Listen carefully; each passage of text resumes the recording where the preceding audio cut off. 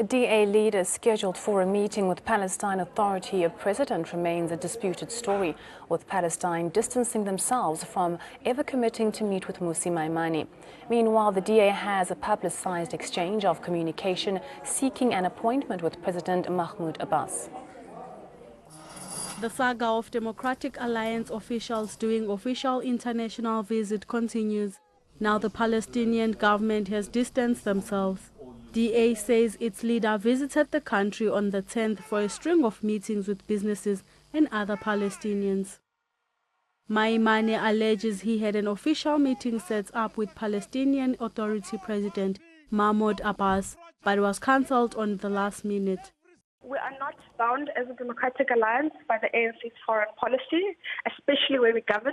We are elected by voters in order to implement DA policy, not ANC policy. If the ANC would like to implement ANC policy, they must win the votes. This is the party that let a mass murderer in the president of Sudan go.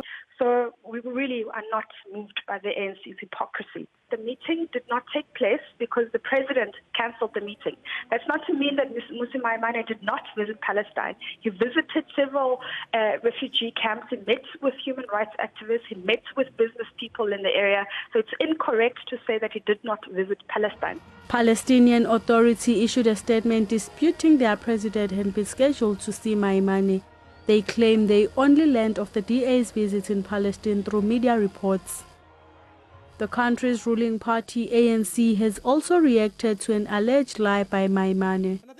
The party says DA is trying to cover up its ill-conceived trip to Israel by saying they also met with Palestine's leadership. And we're trusting that the Democratic Alliance will act with as much vigor that they direct to ANC leaders to ensure that Mmusi Maimane accounts for his lack of transparency, for the lies that he's spreading, and if necessary, he needs to apologize to the South African people and the oppressed people of Palestine. It also speaks to the recent visit undertaken by Helen Zille to Morocco, the visit taken by the city of Tshwane's mayor to Taiwan. We believe that this is a concerted effort to undermine South Africa's standing in the international community. But most worrying is the fact that the DA always chooses to be on the wrong side of history, choosing the oppressors in each instance against the oppressed. And we are trusting that they will be exposed for what they are, unrepentant liars who are willing to use the suffering of the Palestinian people to advance their own cause. DA has been making headlines since the start of the year for its executives making official trips to international states without South African government's permission. ANN7 Bureau Report.